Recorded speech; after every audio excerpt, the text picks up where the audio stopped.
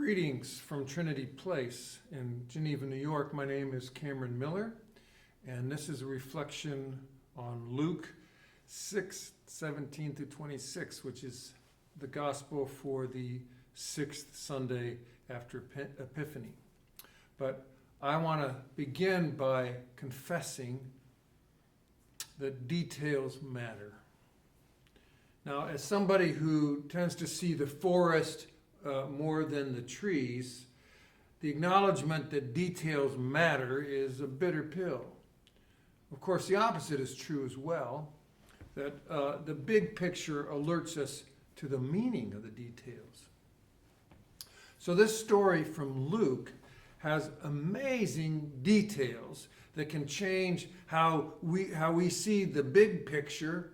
And if we look at this story from the perspective of the bigger picture, we suddenly see some things about Jesus and about who we are that we may never have seen before.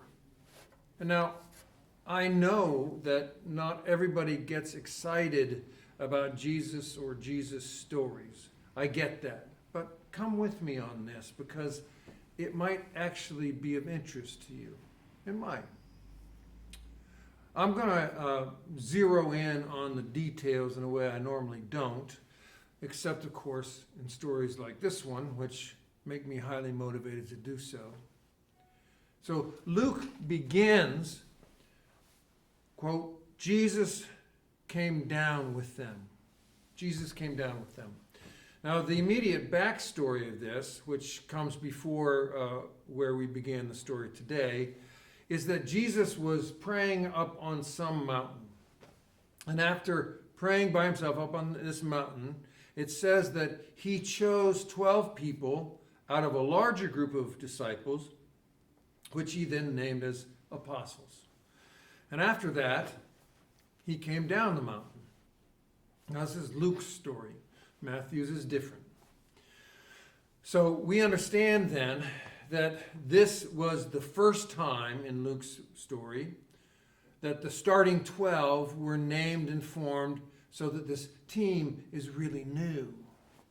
But besides the starting 12, there were a lot of players that didn't make the cuts, and they were going to have to play in the minor leagues somehow or somewhere. So the them in Jesus came down with them from the mountain is a group of disciples, the starting 12. Then it says that Jesus stood on a level place with a great crowd of disciples and a great multitude of people who were all from Judea and Jerusalem and the coast of Tyre and Sidon. Now, the translations that we're using today have a much looser paraphrasing to them, but the better translation is a great crowd of disciples and a great multitude of people. So that Jesus came down and stood on a level place, and that is a big tell, like a gambler's facial twitch that tells us that he or she's holding a full house. Why didn't Jesus stand on a boulder or an outcropping where everybody could see and hear him better? That makes no sense at all for something that we've always called the Sermon on the Mount. Tellingly, he stood on a level place with a great crowd of his disciples. It says that he stood with the 12 apostles among a great crowd of disciples. So all those who didn't make the starting 12 cut were there too. Now, how many is a great crowd? I'm going to say 70 or 80 because that's a number mentioned in other places. 72 to be exact. So we have Jesus, the starting 12, and 80 more disciples. Now, the next little detail is of great significance to the whole of this story. And it's also significant to you and me from a much bigger picture in which to hold the details of the story. We're told three specific things. One, that there was a great crowd of disciples in addition to the 12. And 2, there was a great multitude of others for which we have no clue how many. And 3, the multitude was composed of people from all over Judea, Jerusalem, and the coast of Tyre and Sidon. We do not know much about the great crowd of unnamed disciples, but we do have some information about the multitude. Judea, Jerusalem, and the coast is like saying that people from Long Island to Buffalo and everywhere in between, urbanites, suburbanites, country folk, and Geneva types. And then Luke makes sure to tell us the special interest groups that are involved in this event.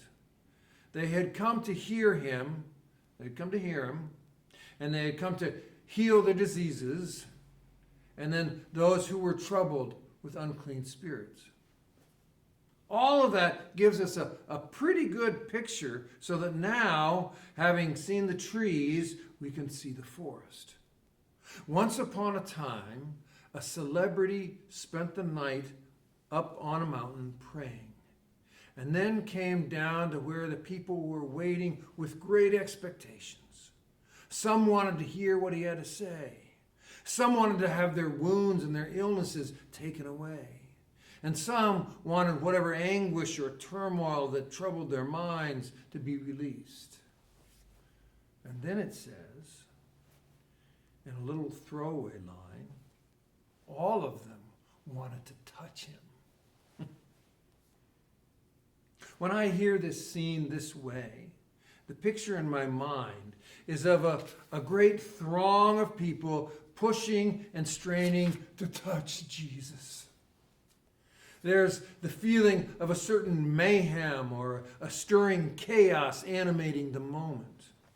When we stand at the end of this story, looking back through the details, it's this next part that proves pivotal. At this dramatic moment, the crowd's movements undulating with restless energy, the multitude pressing in to get a piece of Jesus, the prophet does something startling. It says that Jesus looked up at his disciples and started talking to them. Remember, he's on level ground. So that means that Jesus had to turn his back on the multitude. He had to turn around to look up at his disciples, at the great crowd of his disciples, turning his back on the great multitude of the people.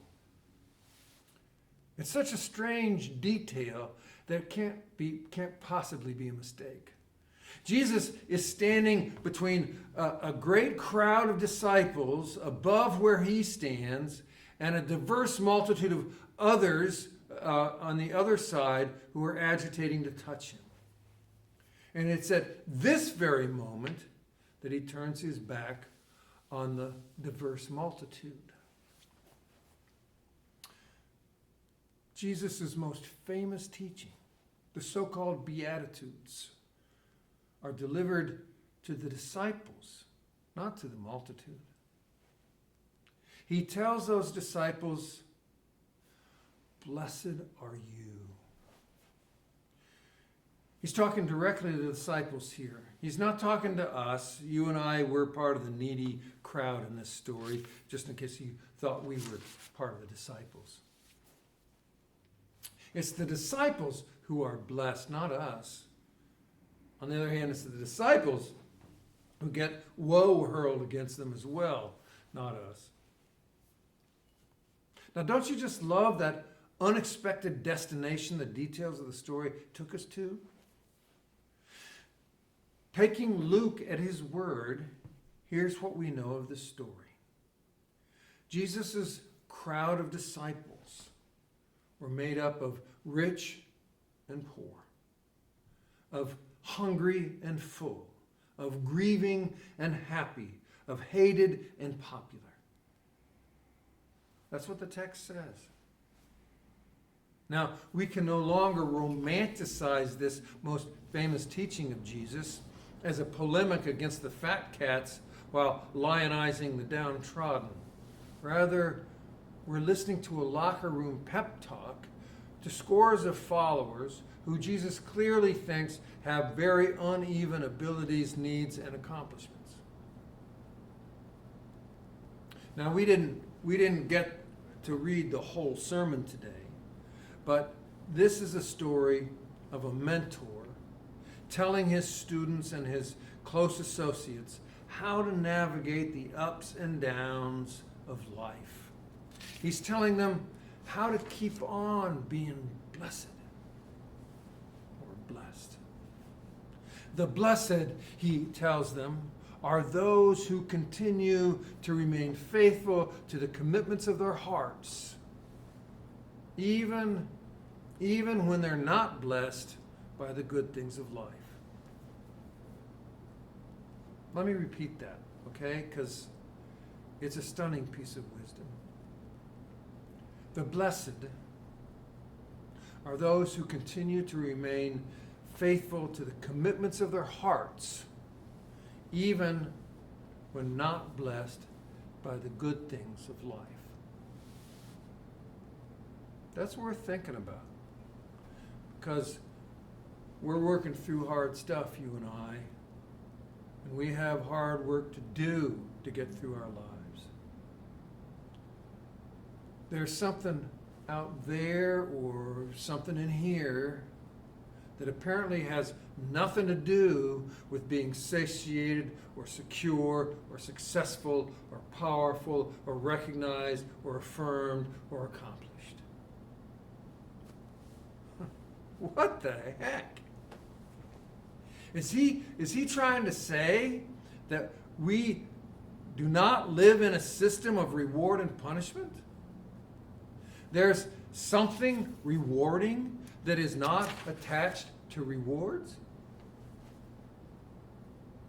If that's true, it could be most subversive to our way of life. It would also undermine the gospel that so many churches proclaim that says that if people will do this, then God will reward them with that. The blessed are those who continue to remain faithful to the commitments of their hearts, even when not blessed by the good things in life.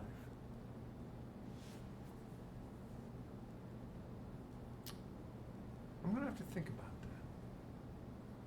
You? The blessed are those who continue to remain faithful to the commitments of their heart, even when not blessed by the good things of life.